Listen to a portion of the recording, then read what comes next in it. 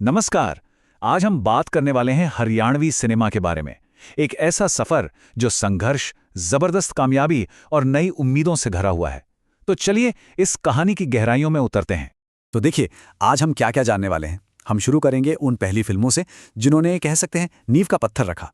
फिर चंद्रावल के साथ इतिहास बनते देखेंगे, राष्ट्रीय सम्मान की उन पलों को महसूस करेंगे और ये भी जानेंगे कि हरियाणा के टैलेंट ने बॉलीवुड पर क्या छाप छोड़ी है। और हाँ, आखिर में हम भविष्य की ओर भी झांकेंगे। लेकिन आगे बढ़ने से पहले एक सवाल। कभी सोचा है कि सबसे पहली हरियाणवी फिल्म कौन सी थी? इसका जवाब हमारे अगले ही हिस्से में छिपा है। तो चलिए इस सवाल का जवाब ढूंढने के लिए थोड़ा टाइम में पीछे चलते हैं, उस दौर में जब हरियाणवी सिनेमा ने बस अपने पहले पहले कदम रखे थे। ये वो वक्त था जब कुछ जुनूनी लोग एक नया सपना गढ़ रहे थे। तो कहानी शुरू होती है 1968 में धरती के साथ। इसे हरियाणा की पहली फिल्म तो कहा जाता है, पर कुछ लोग इसकी बोली को लेकर सवाल भी उठाते हैं। खैर, असली गेम चेंजर तो आई 1970 में हरफूल सिंह जाट जुलानी। ये पहली रंगीन यानी कलर फिल्म थी। सोचिए, ब्लैक एंड व्हाइट से एकदम कलरफुल, कितना बड़ा बदलाव रहा होगा। और फिर बीरा शेरा जैसी फिल्मों ने इस सफर को और आगे बढ़ाया। अब जरा इस स्लाइड को देखिए। ये सिर्फ हाथ से लिखे हुए कुछ नोट्स नहीं हैं, ये तो समझिए इतिहास का एक पन्ना है। इसमें आप देख सकते हैं कि कैसे उन शुरुआती फिल्मों का हिसाब किताब रखा गया था। हर एक नाम, हर एक तारीख, ये अपने आप में एक कहानी है। उन लोगों की मेहनत का सबूत जिन्होंने एक सपना देखा और उसे पूरा करने में जुट गए।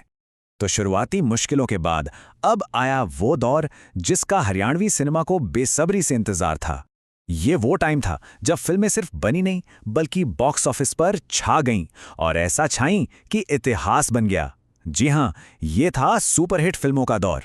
और जब भी सुपरहिट फिल्मों की बात होती है तो एक नाम सबसे पहले आता है, चंद्रावल। साल था 1984 और ये फिल्म एक ऐसी आंधी बनकर आई जिसने इंडस्ट्री का नक्शा ही बदल दिया। और ये स्लाइड एक तरह से चंद्रावल की कामयाबी का पूरा राज खोल देती है। आप देख सकते हैं कि कैसे इसके बनाने वालों से लेकर इसके चलने तक की सारी जानकारी यहाँ है।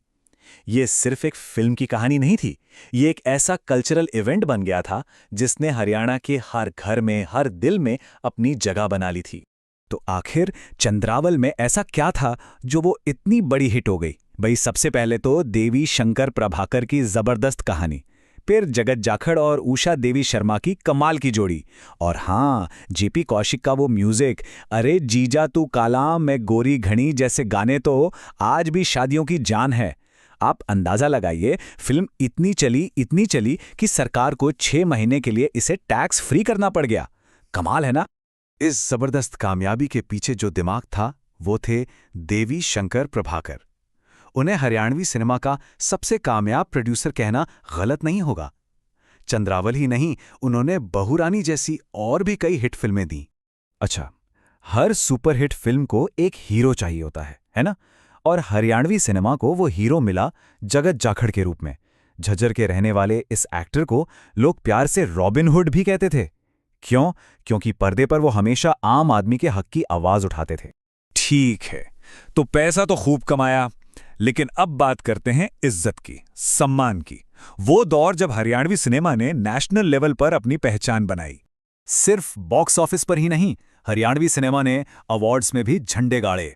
साल 2000 में लाडो ने वो कर दिखाया जो पहले कभी नहीं हुआ था। इसने नेशनल फिल्म अवार्ड जीता। और फिर करीब 15 साल बाद पगड़ी दी ऑनर ने इस सिलसिले को आगे बढ़ाया। इन फिल्मों ने यह साबित कर दिया कि हरियाणा की कहानियों में सिर्फ मनोरंजन ही नहीं, बल्कि एक गहरा मैसेज भी है।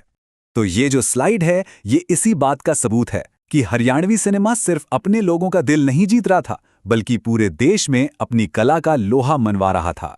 ये सिर्फ एंटरटेनमेंट नहीं था, ये आर्टिस्टिक रिस्पेक्ट कमाने का सफर था। अच्छा, एक और मजेदार बात, हरियाणवी सिनेमा ने सिर्फ हरियाणा तक ही अपना जादू नहीं चलाया, बल्कि इसने बॉलीवुड को भी कई नायाब हीरे दिए हैं।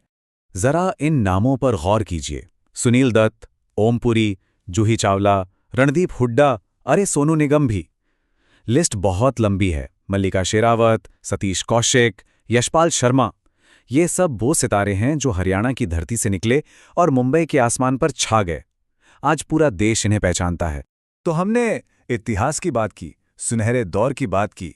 अब चलिए भविष्य की तरफ देखते हैं। हरियाणवी सिनेमा के लिए एक नई सुबह कैसे दस्तक दे रही है, जहां नई पॉलिसीज और नए मौके उसका इंतजार कर रहे हैं। इंडस्ट्री को एक नया बूस्ट देने के लिए साल 2018 में एक बहुत बड़ा कदम उठाया गया, हरियाणा फिल्म पॉलिसी। ये एक कोशिश थी कि लोकल फिल्म इंडस्ट्री को फिर से खड़ा किया जाए और उसे आगे बढ़ाया जाए।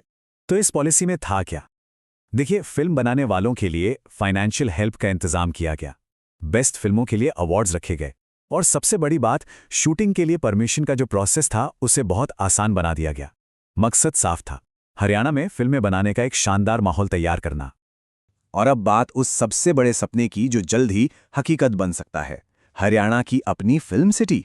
जी हां, पिंजौर या रोहतक में एक वर्ल्ड क्लास फिल्म सिटी बनाने का प्लान है। जरा सोच कर देखिए, ये एक ऐसा कदम होगा जो आने वाले वक्त में हरियाणवी सिनेमा की पूरी तस्वीर बदल कर रख सकता है। तो इन सब बातों के बाद सवाल यही उठता है कि नई पॉलिसीज, फिल्म सिटी का वादा और नए टैलेंट के साथ क्या हरियाणवी सिनेमा अपने दूसरे गोल्डन एरा, अपने अगले सुनहरे दौर के लिए तैयार है? खैर, इसका जवाब तो आने वाला वक्त ही देगा, पर एक बात तो तय है, उम्मीदें बहुत हैं।